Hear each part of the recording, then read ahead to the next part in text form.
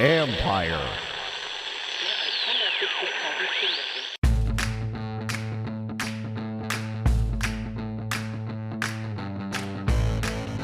Hello and welcome to my podcast. Today I'm joined by Washington rookie linebacker Jamin Davis, whose play has been improving of late.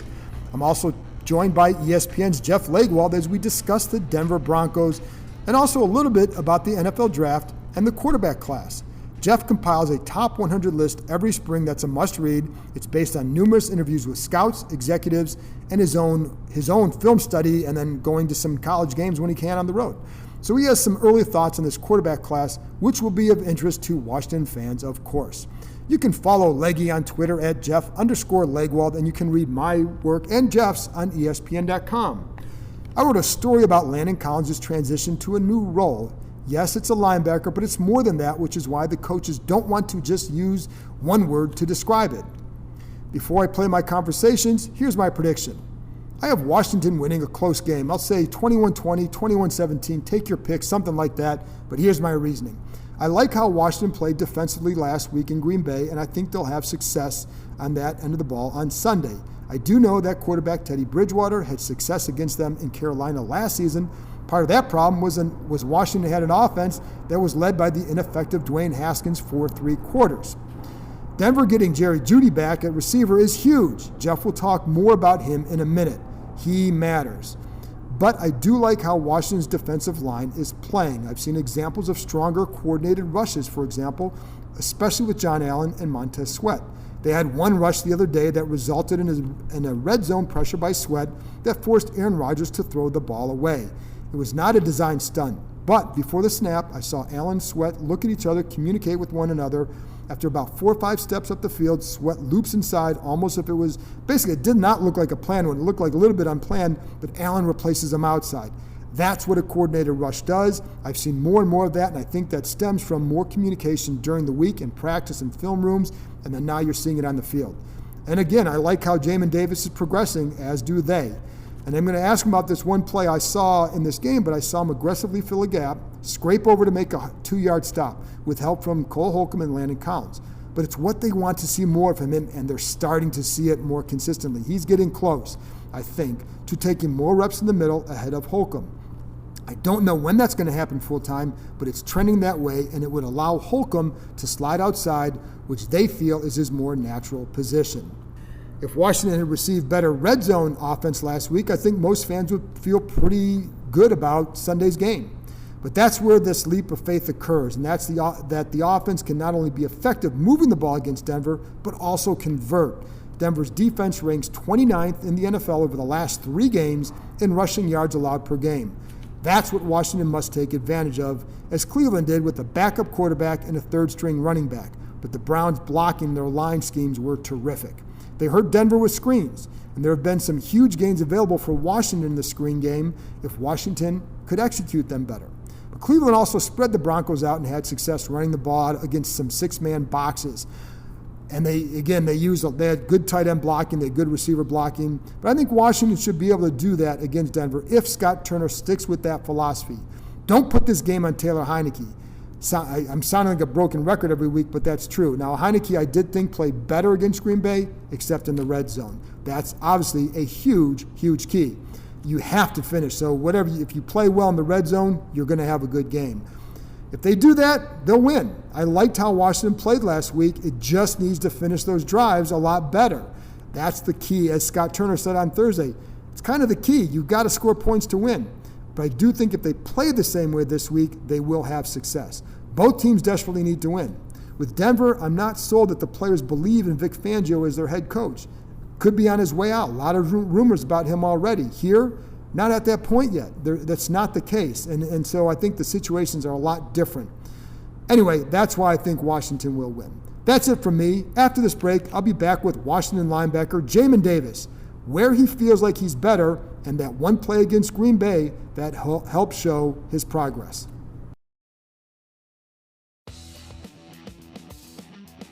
NFL fans, hungry for a big win this week? DraftKings Sportsbook, an official sports betting partner of the NFL, has you covered. New customers can bet just $5 on any NFL team to win their game. And if they do, you win $200 in free bets.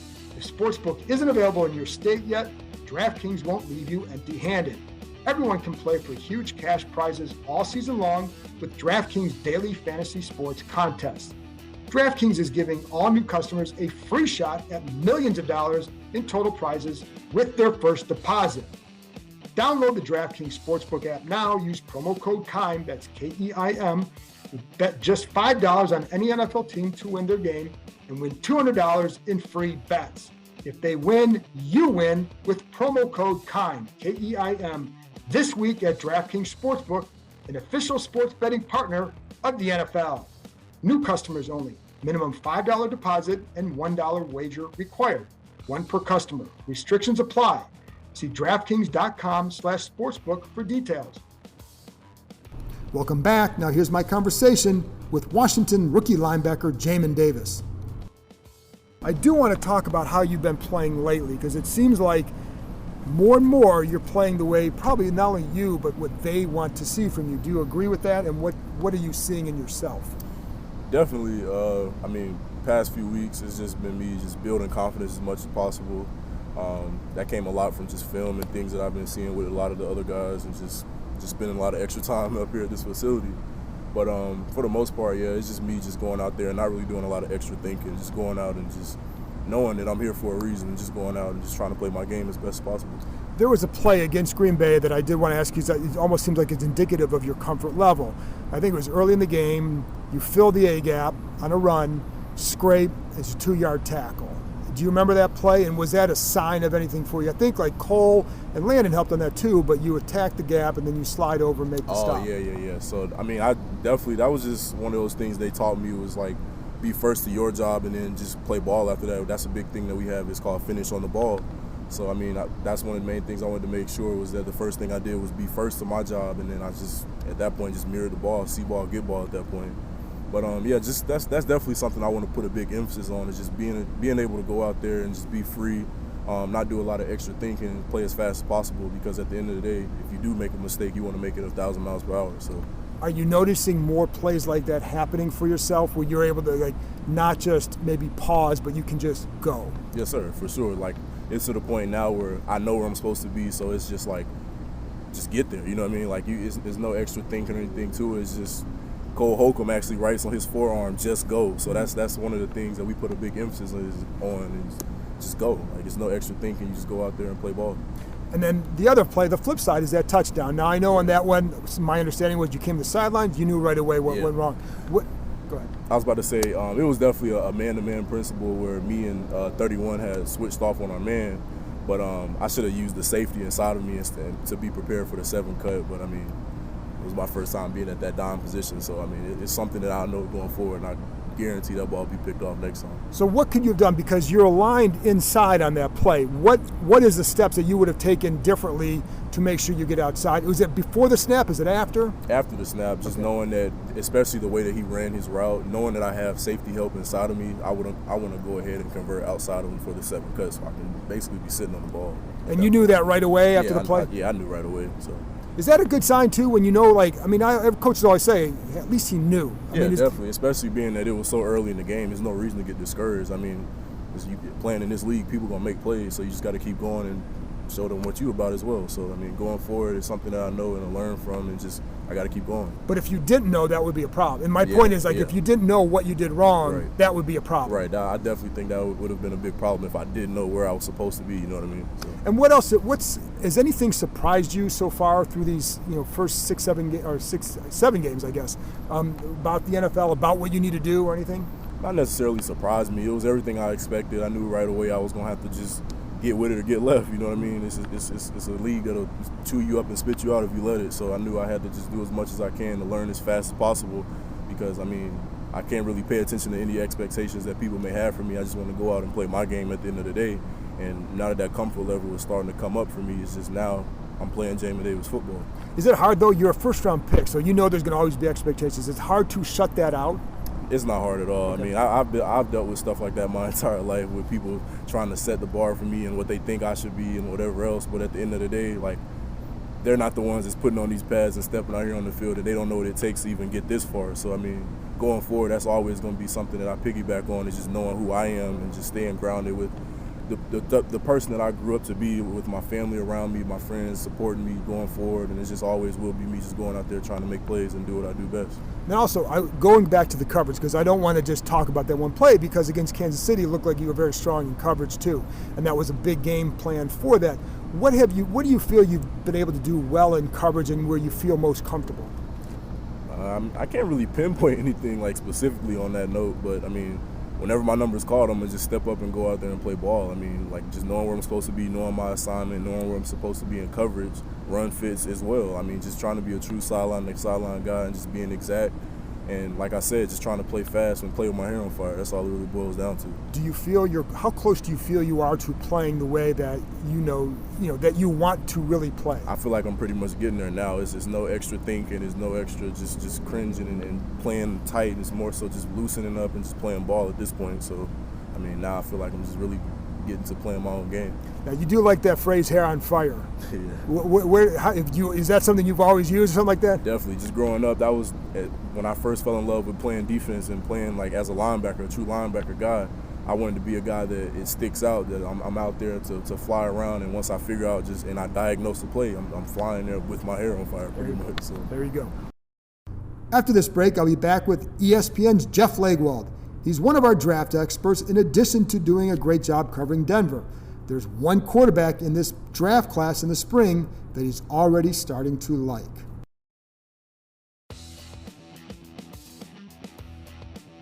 Welcome back. Now here's my conversation with ESPN's Jeff Legwold. All right, Leggy. So I look up and the Broncos are 3-0. I look back up and they're 3-4. What's going on there?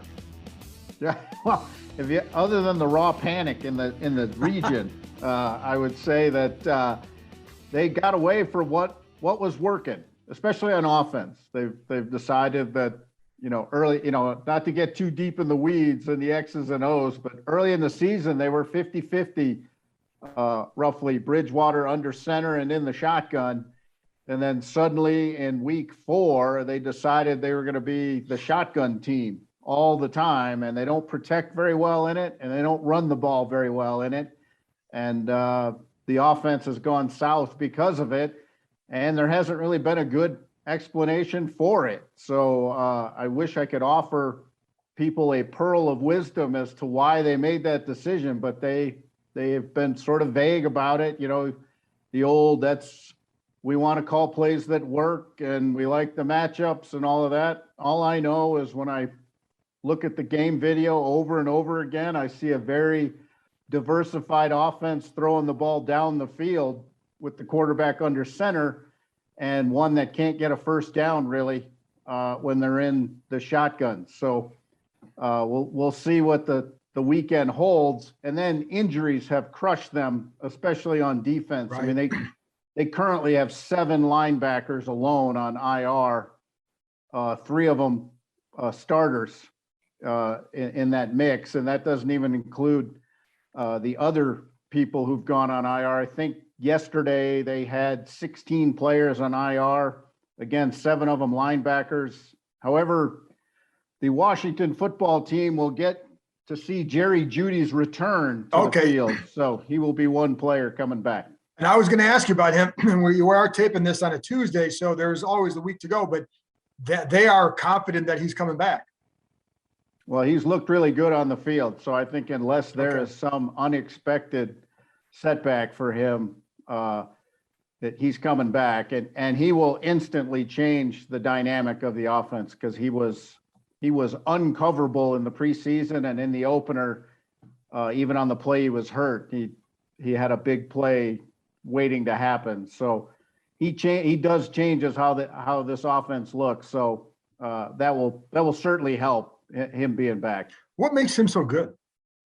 His routes, John, he's an extraordinary route runner. Last year he did have some drops, most of them in one game. I mean, he had a 5-drop day against the Chargers, and it was just, I looked at probably 2 years of his college video before the draft, and he never really had a problem dropping the ball. Occasionally he would have the turn my head and want to run drops, but he never had anything close to what he had last year. But I kept telling people he has the hard part already figured out. His routes are meticulous, and his explosiveness in and out of the cuts is very rare. And, can he get his hands consistently going? He did in college. I believe he will as a pro, but his routes separate him from most others. I mean, he has taken experienced cornerbacks and spun them around, and he's very difficult one-on-one matchup. That quarterback position, that I cover a team that's been looking for one forever. Yeah. Everybody wants one. Well, everybody wants one. And but Broncos take Drew Lock a couple years ago. Now you're on to Teddy. What is that and I guess even stretching it out even further, are they going to be in the Aaron Rodgers sweepstakes, I guess, in the offseason? Or what do you think happens? They're going to be in any and all sweepstakes. Teddy's on a 1-year contract, so even if he plays awesome, they're facing a decision with Teddy. Now, I will say, Teddy Bridgewater has been a revelation for this team. The players in the locker room can't say enough about him. He has shown toughness, playing through injury. He ain't the problem. A lot of people want to say, he doesn't have the rocket arm and all of that. All I know is when they've had things going on offense, it's because Teddy Bridgewater's doing his thing and that they've protected him. That's been the key. When the protection is broken down, which is one of my complaints or criticisms of them going 3 wide and shotgun so much, is they don't protect him very well at all. In fact, every sack but 2 in the 4-game losing streak is in 3 wide. So I just think when they give him the protection he needs, he's been really, really good.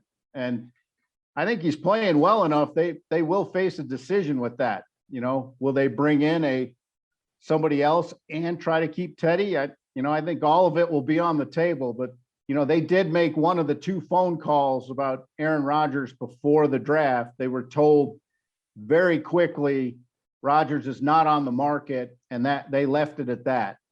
In fact, they didn't even get to talk to Packers GM Brian Gutekunst when they made the call. So, but they did inquire. They were told he ain't on the market. So I think they would revisit it because they're going to have a lot of cap room. They're going to be they are a team in position, no matter how they finish this year, to participate in the offseason as much as they want.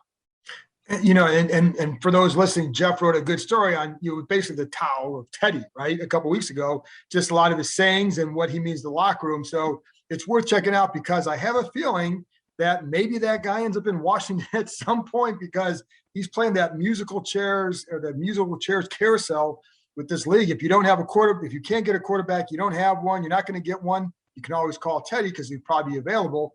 And he adds something too. What's Drew Lock like? What happened there? I think, it's a classic case of the pressure teams face now. If you take a quarterback anywhere in the first 2 days of the draft, I used to say it was the first round or even just the upper half of the first round. But now if you take a quarterback in the first 2 days of the draft, the paying customers will ask you incessantly when that guy's going to play until he plays. Mm-hmm. And that will always be hanging over you no matter what timetable you want to get the guy ready to play. Like Trey Lance. Trey Lance is one of my favorite prospects on the board before the draft. He was my QB2 in the draft when I ranked the quarterbacks. But I said, in no way is he ready to play as a rookie. But look what we're seeing already. I mean, I don't know many football people who would say he's ready to play as a rookie. And frankly, all of these guys showed they weren't really ready to play as rookies, but just the public pressure and the fact that free agency exists. I mean, it was real easy before free agency when you and I started covering this league that if you wanted to sit a quarterback for as long as you wanted, you could do it because they couldn't go anywhere. Now if you don't pick the guy in the first round, you've only got him 4 years. Even if you pick him in the first round, you've got him for 5. So he probably had 3 really good ones, and then you've got to decide whether or not to sign him for $100 million. So I think the whole environment now is for them to play. And Drew Lock simply played too soon, and his confidence took an enormous hit, which is I personally think that's the burnout factor at the QB position, because when they lose their confidence, it's terribly difficult for them to get it back in real time, because you're often going to yet another struggling team. You don't get the infrastructure around you to fix it.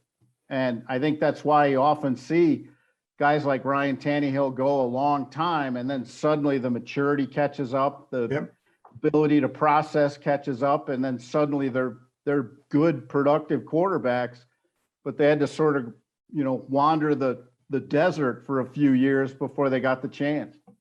You do. Jeff also does the top 100 players every year before the draft. So it's exhaustive research. It's great stuff that comes out right before the draft.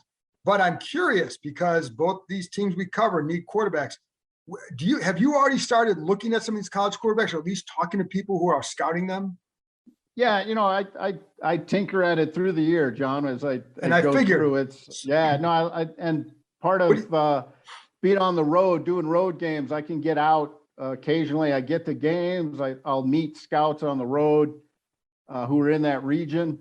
So, I'm cranking away at, this is not going to be a great quarterback class for people looking for immediate help. At least it's not shaping up that way. Now, there will be guys taken in the first round very early, because I've always said there are 2 boards. There's the quarterback board and there's everybody else. So I do like the Pitt quarterback an awful lot. He's really shown Pickett's got a lot going on that's awfully good. And, even he may get overdrafted now because he's rising above the other guy, but he shows the most composure. I think the guy at Liberty has the biggest, the proverbial upside. Yeah. But he's going to be a tough evaluation because he physically can dominate the people he's playing. But he's a extremely intriguing prospect. And, if arm strength's your thing, that's the guy. He can just rifle it. And he can make guys miss too when he gets in the open field, when he runs all that. And Matt Corral, and he's another one. And Carson Strong's another one. Guy who, any of your shotgun 3 wide teams are going to like Matt Corral, because I think Lane Kiffin is giving him some line of scrimmage responsibilities, and that to me was what Trey Lance his advantage was coming into the draft, even over Trevor Lawrence, was that Trey Lance's coach let him process at the line of scrimmage and manipulate plays, and not a lot of college coaches are willing to do that. I think that's stifled the quarterback development as much as anything. But I think Lane Kiffin is letting Matt Corral, at least as I see it, it looks like he's letting him do some things, and he's got that mobility component too that people are going to like. And do you hear from scouts and all that? Are they universally down on this class, or at least that it's either whether it's not the depth or the high end guys? And and again, this is early feedback, and there's always guys that people fall in love with. I mean, at this point last year, I don't know if Zach Wilson is a guy that people thought would be number 2 overall. So, I know that things can change, but at this point, is that kind of a universal feeling, or is there anybody that might say, actually, I think it's better than that? Well, it's funny, John, because I always think that every year about this time, Halloween to Thanksgiving, that area, everyone tells you how bad the quarterback class is, and then 4 get taken in the top 10, every draft. So true. I think people will get more comfortable with prospects as they meet them and go through the whole. And if there's a combine this year, that will help some of the guys, just because they can sit down in front of people face to face, and teams will get a better medical evaluation if there's a combine this year that's scheduled. So, but I think people will, they'll say it's not a great class, but they'll find some comfort level with somebody in it, I think. And to me, Pickett has the best chance of offering people the comfort level, because he is playing more like an NFL guy right now than a lot of the other guys are. Well, let's switch back to the Broncos and their and I'm going to have a couple more topics, and then with the defense first. Von Miller's status, do you think he'll play? He seemed confident after the Browns game that he would be ready. You think he'll play? And how are they holding up? Because I know they've been tested with their linebacker depth among other areas, and Ronald Darby, I think, is not playing, is hurt again. So what's the story on that side of the ball? Well, Darby is back in the lineup, and then Miller did not practice today, which is Tuesday. So so check back on Jeff with Jeff on Twitter to follow it by Friday. But go on. They have issued the proverbial day-to-day, John. That's the description we're getting now. I think if Von wants to play, he is, disconsolate is probably too strong a word, but he is extremely bummed at how they've played and how he's played. He's been very honest that he needs to do more. So, he's only had a half a sack in the 4-game losing streak. So, now the Browns did everything they could to get the ball out of there. Yeah. And there weren't many pass rush opportunities, but part of the issue but I think Von will play if he can get on the practice field by Thursday limited, Friday limited or close to full. I think he plays. If people are watching the injury reports, if you see Von Miller limited by Thursday, I think he's playing Sunday. There you go. And then with that defense, the stats are really bad.